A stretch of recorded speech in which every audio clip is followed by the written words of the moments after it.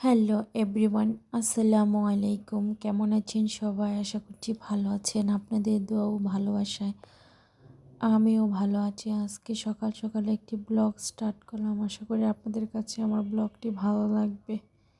যদি ভালো লাগে থাকে প্লিজ প্লিজ প্লিজ আমার চ্যানেলটা সাবস্ক্রাইব করবেন, পাশে থাকা বেল আইকনটি ক্লিক করবেন এবং আমার ভিডিওটির সাথে থাকবেন।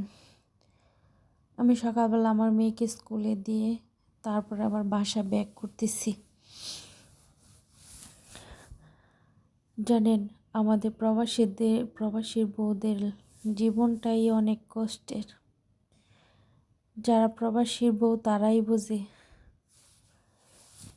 সকাল থেকে সন্ধ্যা পর্যন্ত ব্যস্ততার মাঝে দিন যায়। আমার লাইফের কথাই আমি বলি। দেখেন, আমার দুইটা বেবি, ছোট্ট একটা বেবি, আরেকজন স্কুলে পড়ে।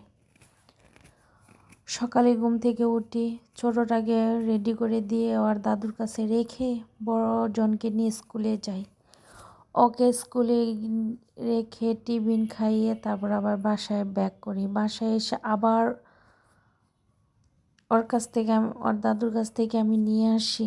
নিয়ে আসার পর ওর দাদু রান্না বান্না করবে, মানে আমার চাচি শাশুড়ির কথা বলতেছি। ওনার রান্না করবে। ওনার কাছে তো আর সবসময় তো আর ওনার রাখতে পারবে না, কারণ ওনারও তো সংসার আছে। তখন আমি ওনার কাছ থেকে নিয়ে আসি।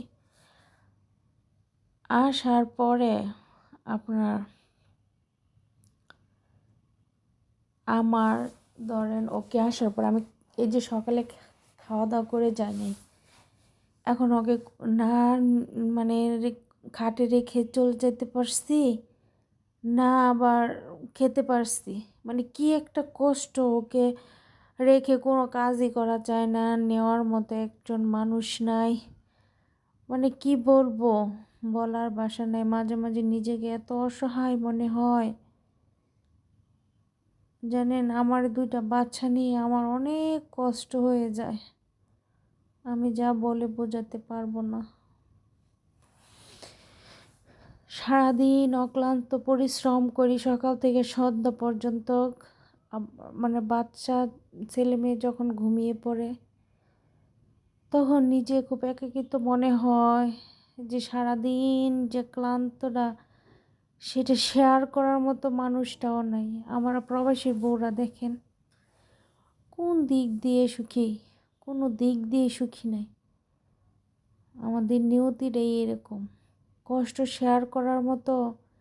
যে সারাদিন কাজ করলাম, একটু মানুষ একবার রেস্ট নেয়, তার এই রেস্ট নেওয়ার সময় যে মানুষের সাথে কথা বলে মনের ভাবটুকু দূর করব, সেই সময়টুকু আমাদের লাইফে নাই। আমাদের জীবন ব্যস্ততার, আমার দুইটা বাচ্চা নিয়ে আমার কাজ করা অনেক কষ্ট হয়ে যায়। আমি না ঠিক মতো খেতে পারি না, ঠিক মতো গোসল করতে পারি, মানে কোনো কিছুই করতে পারি না। আমার মনে হয় আমার জীবনটা এলোমেলো হয়ে গেছে। আমাকে সাহায্যের হাত বাড়িয়ে দেওয়ার মতো কেউ নাই। আমার নিজের সংসার, নিজের সংগ্রাম, মানে নিজেই একলা সামলাতে হবে। মাঝে মাঝে সেই এই এগুলি করে নিজে হাঁপিয়ে পড়ি। মনে হয় যেন এইখানেই শেষ, আমি আর বোঝা টানতে পারবো না। যাই হোক, কিছুই করার নেই। নিজের সংসার নিজেকে করতেই হবে, নিজের ছেলে মেয়ে নিজেকে পালতেই হবে।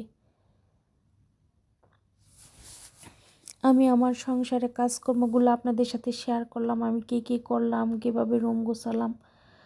আশা করি আপনাদের কাছে ভালো লাগবে।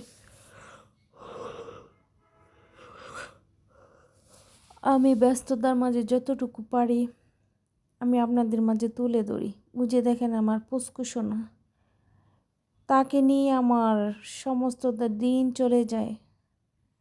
দেখবেন এখন ওর বোনকে কীভাবে মারে। দুই ভাই বোন, ওই ছোট, তারপর ওকে চুলে ধরে টানবে, ওই কান্না করবে।